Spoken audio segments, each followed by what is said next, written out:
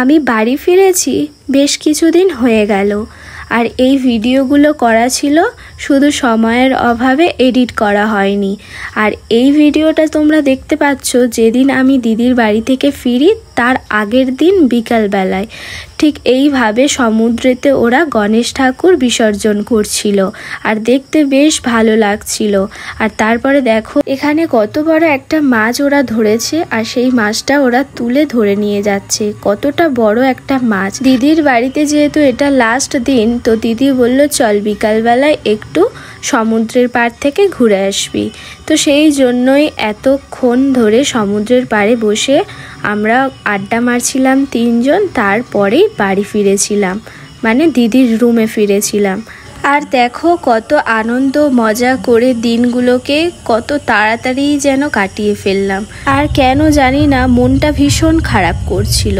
আর দিদিদের ব্যালকনিতে দাঁড়িয়ে দেখছিলাম কত গণেশ ঠাকুর ওই সমুদ্রের পাড়েই বিসর্জনের জন্য যাচ্ছে।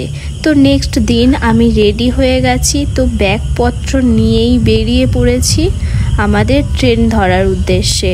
তো আমাদের ট্রেন টাইম ছিল বিশাখাপত্তনম থেকে রাত 8:10 নাগাদ। আর আমি, সন্তুদা আর প্রীতি একটা স্কুটিতেই বসেছিলাম, আর দিদি বাসে করেই গিয়েছিল বিশাখাপত্তনম স্টেশনে। এখানকার সব মানুষজন না আমি দেখেছি একটা স্কুটিতে 3 থেকে 4 বসে ট্রাভেল করছে এই সাইডটার দিকে। আমি তো দেখে অবাক, মানে যখন ফার্স্ট টাইম এসেছিলাম ঠিক এমনটাই আমি দেখেছিলাম। আর এবারের মতো লাস্ট ভাইজ্যাগকে টাটা বলে দিলাম, দিয়েই চলে যাচ্ছি।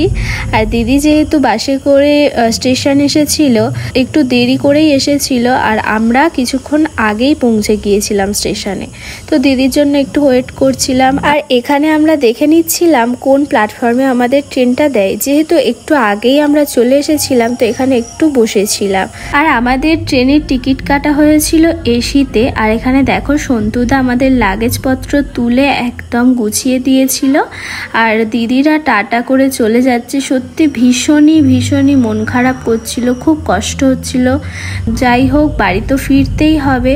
তো রাত্রিবেলা আমরা একটু তাড়াতাড়ি খাওয়া দাওয়াটাকে কমপ্লিট করে নিলাম। আর দিদি আমাদের ডিনারে দিয়েছিল রুটি আর মটন কষা। এটাই খেয়ে আমরা তাড়াতাড়ি শুয়ে পড়েছিলাম। আর প্রীতির সিট পড়েছিল একদম আপারে, আর আমার সিট পড়েছিল সাইড লোয়ারে। তো সেই জন্য একটু তাড়াতাড়ি করে নিচ্ছিলাম, যেহেতু ও উপরে উঠে যাবে আর আমি নিচে থাকবো। এরপরেই আমরা গুড নাইট বলে ঘুমিয়ে পড়েছিলাম। তো পরের দিন সকালবেলা আমি ঘুম থেকে উঠেই দেখলাম যে সূর্যি মামা একদম উঠে পড়েছে। যেহেতু আমার সাইড লোয়ার ছিল, তো আমার সিটটা বেশ ভালো লেগেছিল।